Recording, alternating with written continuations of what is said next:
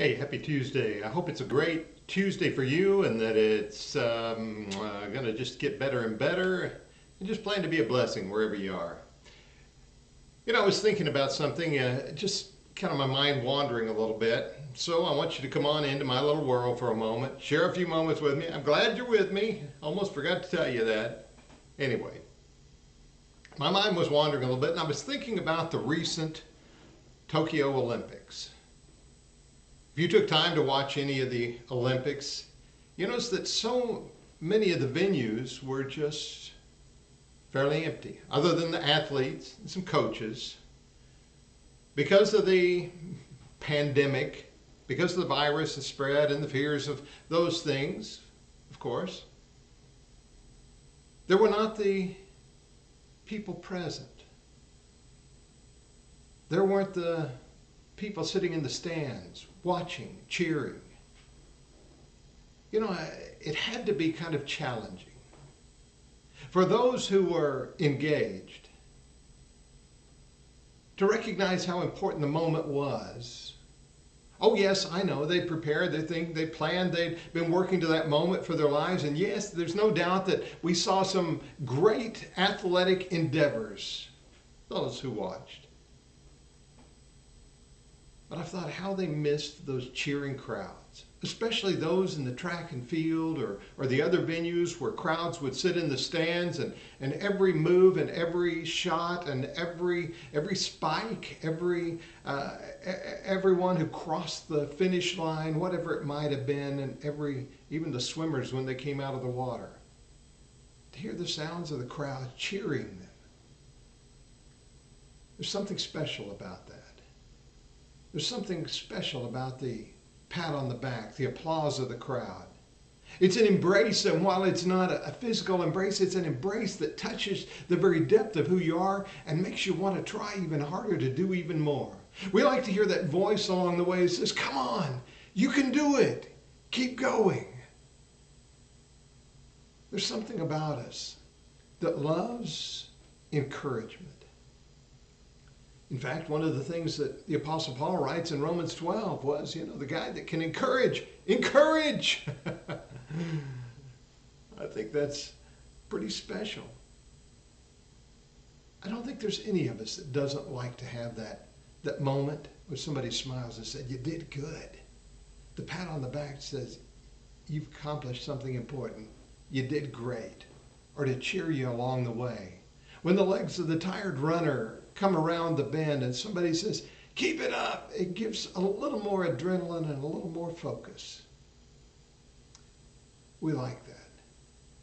But we need to be able to take the challenge ourselves and run with it. I was thinking about a fellow by the name of Gideon. You remember Gideon's story, perhaps? You can go back to Judges 6 and you read about the events that were transpiring and how the Midianites had overcome the Israelites. Great history and story there, and it's a wonderful story. And a messenger, the voice of the Lord, came to a man who was hiding to thresh out his grain, using a winepress area to thresh out his grain, to keep it from the Midianite raiders, to keep them from taking it away from him. I look at that and that story, and when the messenger comes, the messenger says, "I've got a job for you to do." He says, "The Lord's with you." And Gideon's like, "If the Lord's with us, why are we having so much trouble?" But then he says, "You go in your might, and you shall save Israel from the hand of the Midianites." Verse 14.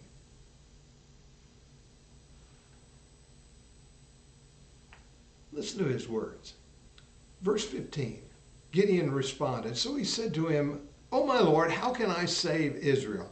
Indeed, my clan, my tribe, my family, is the weakest of our tribe, Manasseh.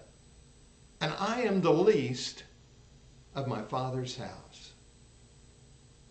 Of course, the Lord said, "I will surely be with you," and so forth. But And if you know the story, you know some great events happened after that, and the gathering of the warriors and the surprise in the night where 300 startled the Midianites and they think they're under a huge attack. They run together, even fighting among themselves, killing themselves and running in fear. And then, of course, Israel comes on and destroys and drives out the Midianites.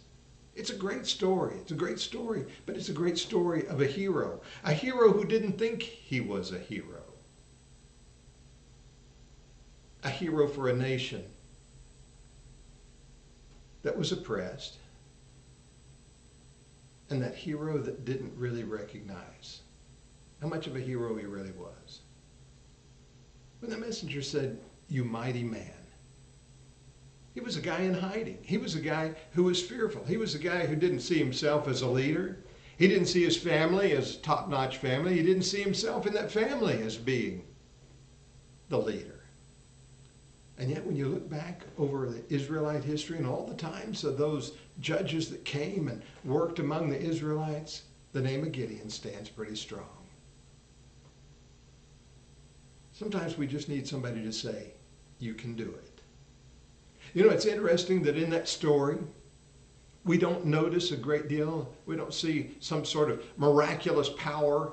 There's no water that's parted exactly. There is no great, mighty strength of one throwing himself in front. There is not a guy that's going to destroy 1,000 by himself. There is not a miracle there. But as is quite often and quite common the case, we